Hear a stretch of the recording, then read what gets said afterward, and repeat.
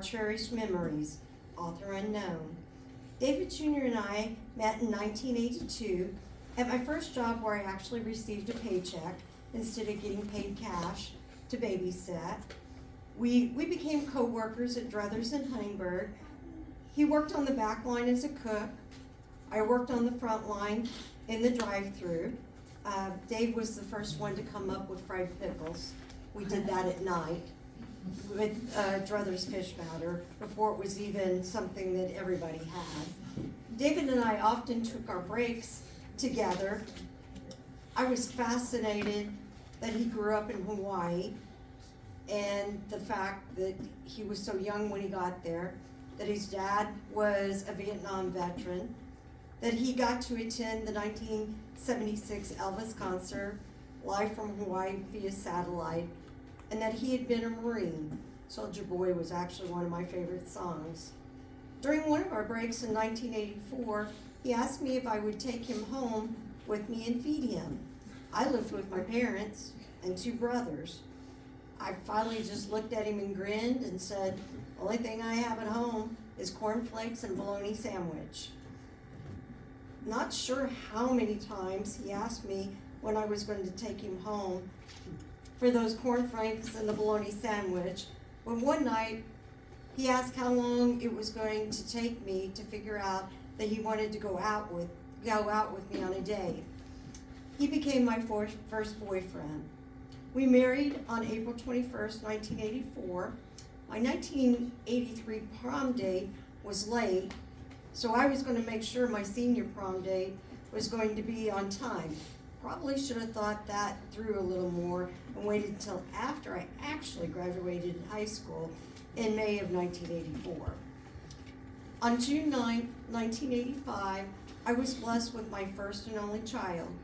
I wanted to name him Jameson, only to find out that David had a best friend named Jameson.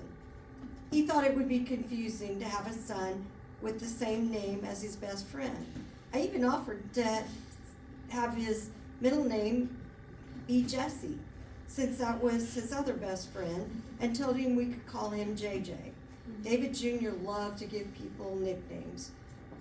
He used to call me Lichte, which is German for light.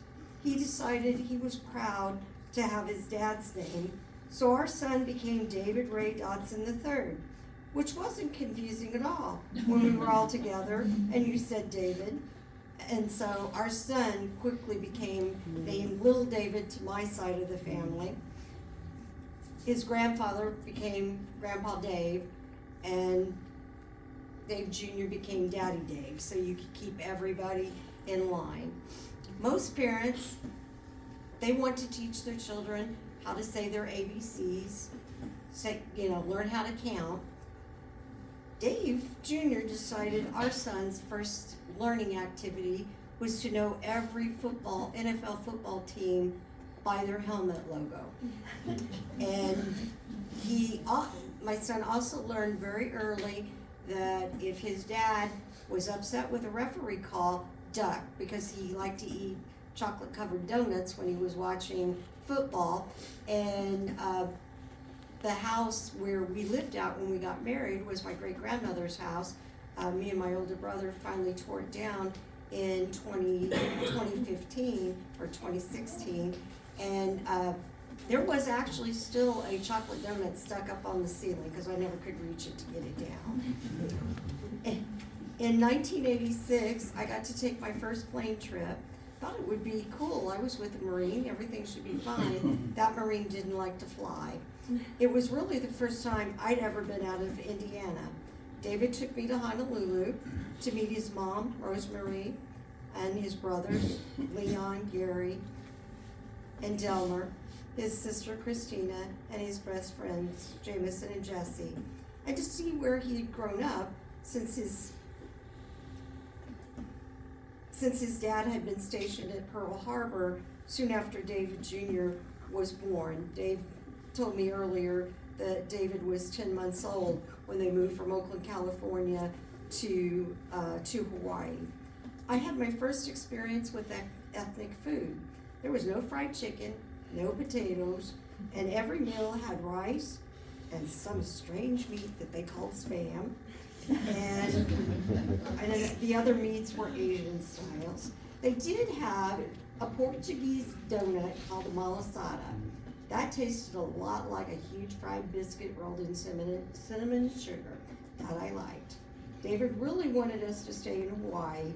Unfortunately, I actually turned 21 on October 5th, 1965, while we were in Hawaii. I was not quite ready for that type of a change. We went back to Indiana, and then he and I actually separated ways on October 5th, 1990. Dave Jr. went then to Harrison County with Renee and began his law enforcement career, and they were blessed with the prettiest little blonde-haired, blue-eyed girl that I'd ever seen. And when Kimberly would come to see her brother, she would always say, "Lady, lady," didn't ever say my name, "Lady, can I wear your shoes?" I still wore high heels back then. Each visit she had with us included a trip to Druthers to get French fries, and Daddy Dave would always convince her to put French fries in my shoes, and they would all have a good laugh when I found said French fry in my shoe. He also shared with me his grandchildren, Aaliyah, Bickety Guppy, and Easton.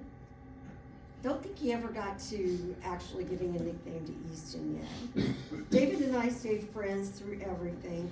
He was there for me in 2013 when I lost my mom, and there for me in 2013 when I, at age 50, decided to go back to school because I wanted to be a paramedic.